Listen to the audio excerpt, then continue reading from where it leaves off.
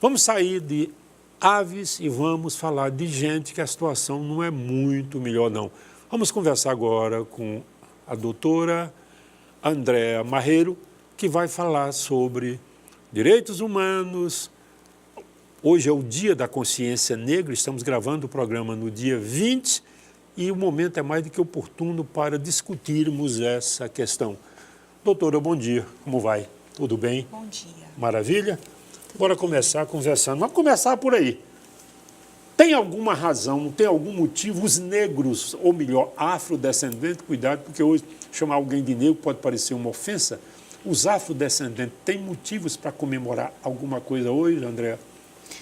Nós somos o povo que venceu a escravidão, então penso que nós temos motivos para comemorar, mas certamente mais do que esse dia 20 de novembro, ele existe mais do que para comemorar, ele existe mais do que para celebrar, né? Ele existe para que a gente se recorde de que ainda há muito por ser conquistado. Então, nós temos sim muitas conquistas, ter vencido a escravidão foi uma conquista enorme, mas nós ainda sofremos com racismo estrutural que nos desumaniza, que nos coloca em situações de violência cotidianamente. Me diga uma coisa, Clóvis Moura, há pouco tempo eu falei isso aqui nesse programa, você deve conhecer, Rebelião e Senzala e tal, ninguém escreveu tanto sobre negro tão bem como o Clóvis é de Amarante. Ele tem um livro chamado Negro, do bom escravo ao mau cidadão.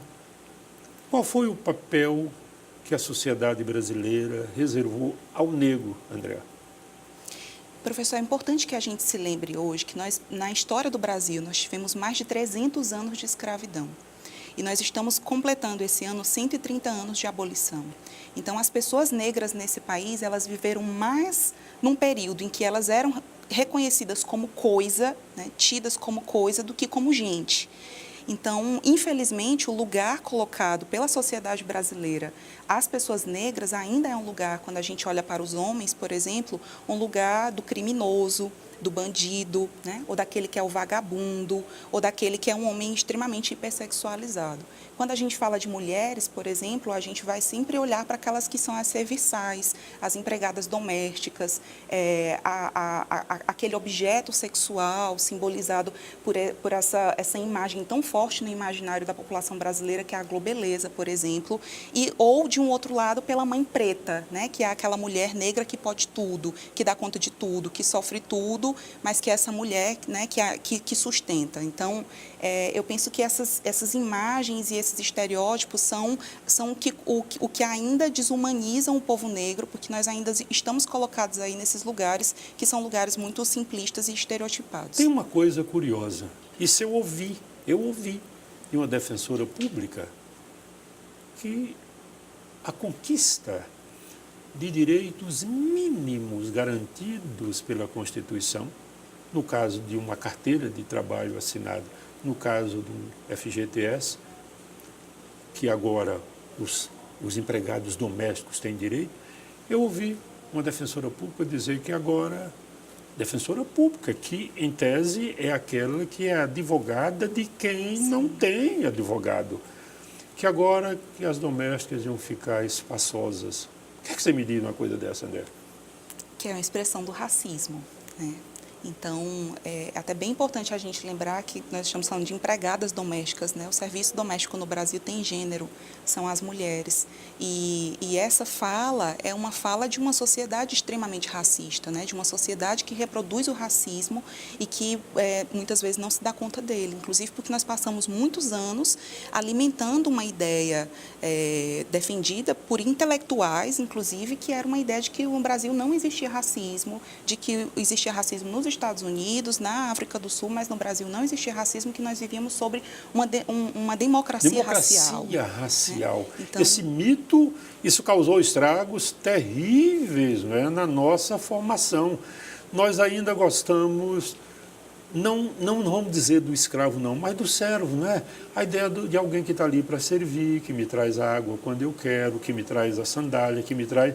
E que não tem nada que reclamar, porque está ganhando comida de graça, consegue até umas roupas que eu já não uso mais, eu te dou de presente. Essa ideia é muito ruim, não é, André? Essa ideia é terrível, não é?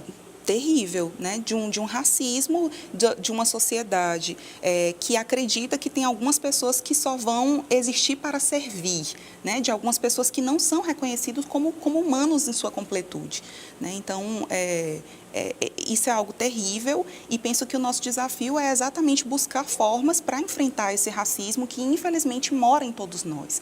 E mora em todos nós, professor, porque ele é estrutural, né? Acho que o grande desafio... Isso não desaparece de um dia para o outro, Exato. não, né? Tem toda uma história. Você que está em casa, e evidentemente, eu já ouvi essa afirmação de que quem inventou essa questão de gênero e essa questão de negro e de raça e de classe no Brasil foi o PT. É ruim de ouvir uma história dessa, mas já ouvi várias vezes. Mas tem uma coisa bem séria que pouca gente discute. Se você quer saber se existe ou não racismo no Brasil, procure saber qual é o salário de um preto, ou melhor, de um negro e um branco desempenhando as mesmas funções, que aí você vai descobrir, né, dona André? Exatamente. Aí a coisa pega. Exatamente. Ou uma pesquisa que apontou, por exemplo, que se nós fôssemos avaliar o índice de desenvolvimento econômico de pessoas brancas, nós teríamos um IDH semelhante a países da Europa, né, extremamente desenvolvidos. Se a gente for avaliar o IDH dos negros brasileiros, a gente teria Sudão. um IDH, exatamente. Sudão. Então, isso demonstra, né? Demonstra claramente que, e esse é o pior preconceito, porque ele afeta tudo na minha vida. Se eu não tenho salário, evidentemente, tudo na minha vida vai ser da pior. Eu vou morar no pior lugar, eu vou pegar o pior transporte, meu filho vai estudar na pior escola, e isso se reflete, se reproduz, não é, André? Numa sequência que não tem. Exatamente, professor. A professora Sueli Carneiro, ela diz, né, que a raça no Brasil, ela forja a classe. Então, por que a raça forja a classe? Porque quando nós tivemos esse processo institucionalizado da abolição da escravidão, com essas legislações, nós tivemos isso realizado num processo formal, mas que não esteve presente na materialidade, né? Então, nós tivemos as pessoas negras absolutamente desamparadas, sem que elas tivessem nenhuma política reparatória e nenhuma política que possibilitasse uma inclusão, nenhuma política que possibilitasse o enfrentamento daqueles 300 anos de escravidão. Então, a raça forja a classe no Brasil, né? As pessoas no Brasil pobres, elas são, em sua grande maioria, negras. As pessoas não fazem essa associação. Agora, imagine vocês, para só um pouquinho para pensar que nem dói. O escravo não tinha nenhum nome. Até o nome lhe era negado. O nome era uma imposição, né, André? Exatamente. O nome era o nome que o dono achava que seria. Exatamente. Ele não tinha direito nem à família, porque separava-se marido de mulher e filho para lá. Ele não tinha direito à terra, ele não tinha direito a cimento, ele não tinha direito à escola. No momento em que, com um ato, uma canetada, uma princesa liberta os escravos, teria sido o momento ideal para fazer uma reforma agrária mínima que fosse para garantir a esses negros a posse da terra. Exatamente. Mas isso não foi feito e aí você não tem a promoção de políticas sociais, de políticas públicas de um lado, mas você tem a mão do Estado penal de um outro lado. Então, logo nesse período, a gente tem a criação, por exemplo, de tipos penais como a vadiagem, né? E é isso que faz com que até hoje a gente tenha um Estado penal genocida, né? Genocida do povo negro, porque é um Estado penal que abocanha todos esses sujeitos que não têm condições de construir uma vida digna, que são capturados pelo Estado penal, né, que vai criminalizá-los, seja pela criação de tipos penais, seja por uma criminalização secundária. Então, é muito importante a gente falar sobre isso, porque a gente está vivendo no Brasil, nesse momento, um processo de encarceramento em massa, né, e a gente precisa olhar para isso e se perguntar quem são as pessoas